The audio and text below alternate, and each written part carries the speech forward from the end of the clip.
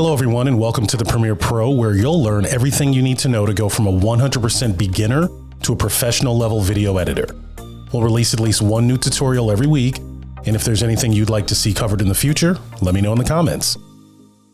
All right, so this is actually going to be in two parts. It got a little long and I don't want any one video to be too long.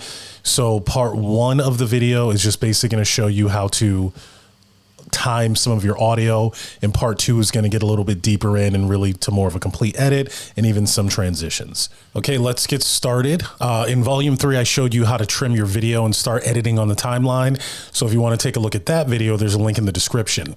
So now that you have some clips in the timeline, it's time to start bringing this edit to life. This is where it becomes fun. So sound is actually one of the most important elements of your edit. So let's try a few music clips and see what mood we like. So in the previous videos, we imported our audio. So if we go here, go to music and stock music, and then this clip is actually just our theme music, so we're not gonna use that. We have epic and we have sports. So let's look in the epic folder, because usually these grandiose shots of cities, we want some kind of epic music. So just like your video, you're gonna double click to preview and just hit play.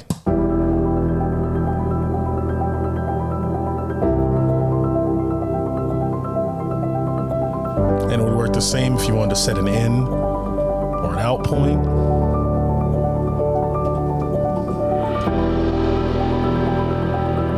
And let's listen a little further in, because I want to hear where it's going.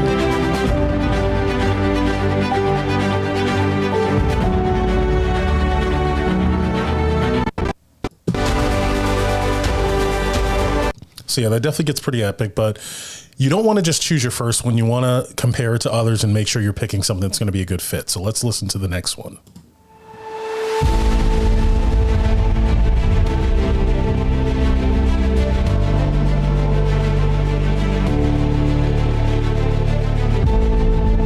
Let's go a little further and see where this goes.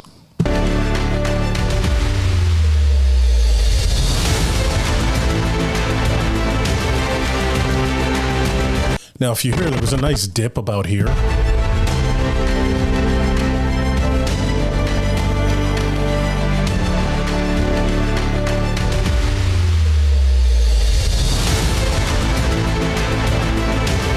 So those nice little peaks and valleys and dip in the music can make for very good edits. So we're going to kind of keep an eye on this one, but let's just hear what else we have.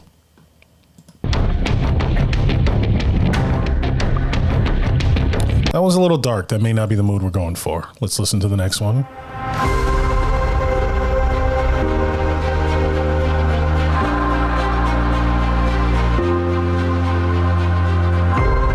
That one's sounding pretty good, and it kind of matches the tone of what our video is. Let's go a little further. And if you hear again here, I believe there was actually another dip.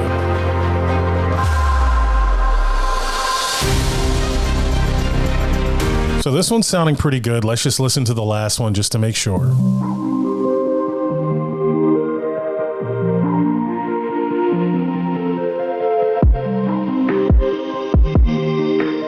Now, this one's pretty cool too. So we have some options here.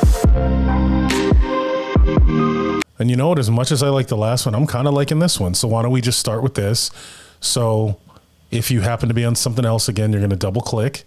We're going to find an endpoint, so let's press the space bar to hear where it starts. So the track starts at the beginning, so we don't need to set an endpoint there.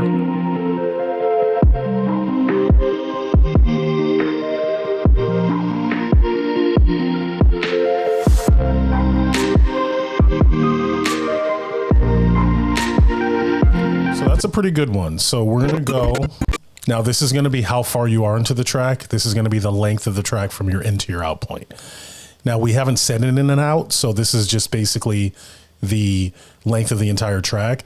But as soon as you set an out point, look what's going to happen over here. Remember, O for out. So that's the length of the clip now. Now we know our timeline is 1 minute and 3 seconds.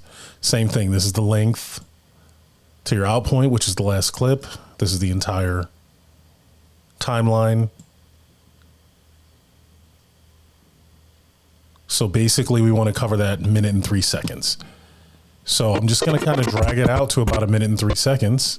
hit out, just so we're roughly working with the same amount of time. We may adjust this. So we're going to want to drag it down.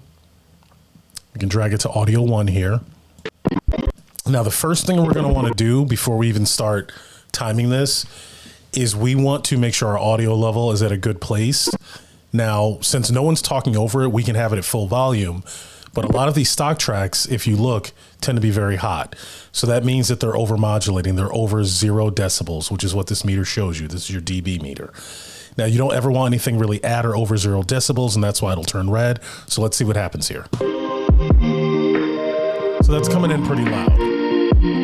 So what we want to do is we want to lower the gain.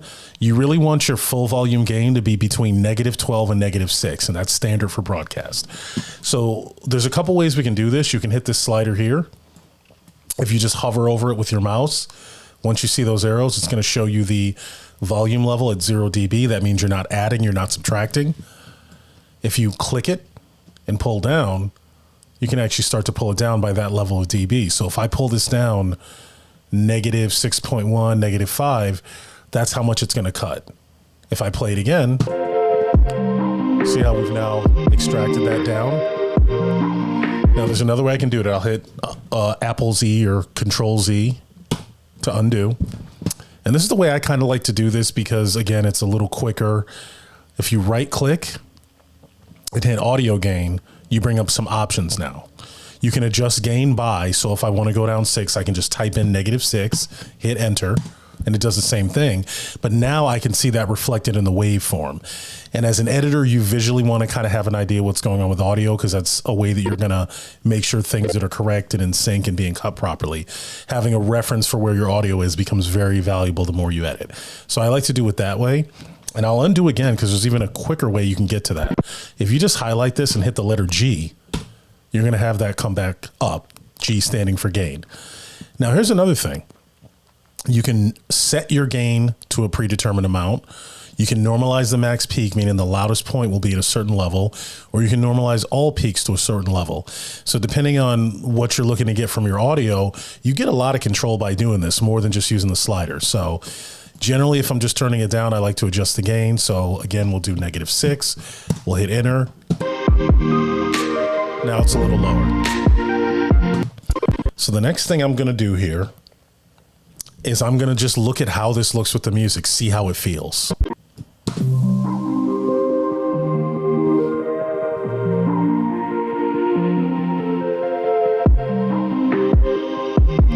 So already the music, now it brings it to life.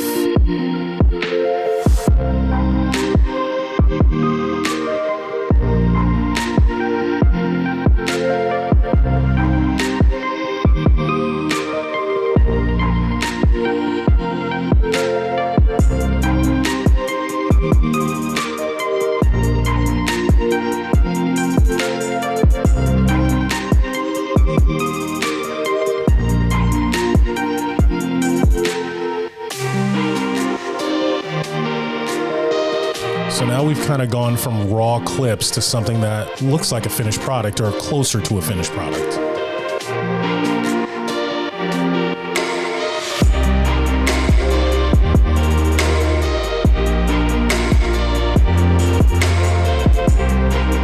All right, so that's pretty good. Now we're starting to edit. So what we want to do now, that looks pretty good and that feels pretty good. I'm just going to turn this gain down a little bit more because it's chill and we don't need it to be blaring in people's ears. So it's down a little lower. What is good to do, and if you're a musician, you'll know this. If not, you know, this may be a new concept, but you can always look. There's plenty of YouTube videos talking about time signatures, rhythms, and beats. Cutting your video to the beat is one of the most effective ways you can anchor your sound and your video and all of a sudden really take it to the next level. So what we're going to do, obviously the first beat is on the first video because it starts at the beginning. What we're going to do here is we're going to try to time these cuts to the beat. So it means we may have to adjust them and slide them a little bit, but let's see what we can do. So let's try the first one.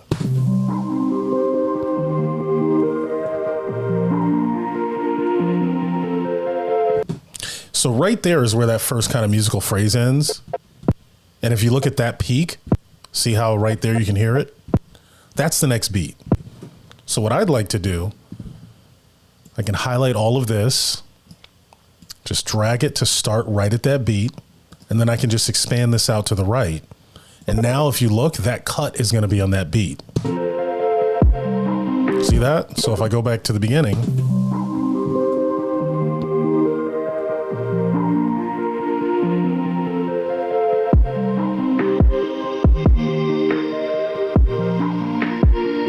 and I'm going to just try to do that as we go. So there's the first one. And again, I'm using spacebar to quickly stop. It's a very quick, easy way to do it.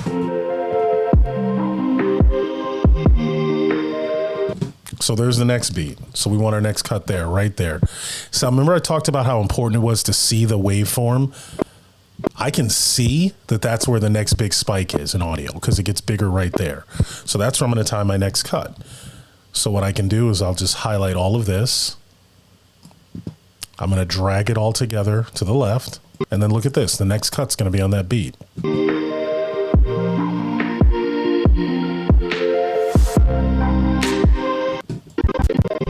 So that's pretty cool there. So we're going to try to just do this all the way through. And for the sake of time, I'm going to stop and we're going to come back to when I've done that. All right, guys. So that's the end of part 1. If you click on part 2, you're going to get a little more refined with this. And then we're also going to show you how to do a couple transitions to give it a little bit more polish. For more Premiere Pro tutorials, click the like button, click the subscribe button, and make sure to ring the notification bell. And as soon as the next volume is uploaded, you'll find the link in the description.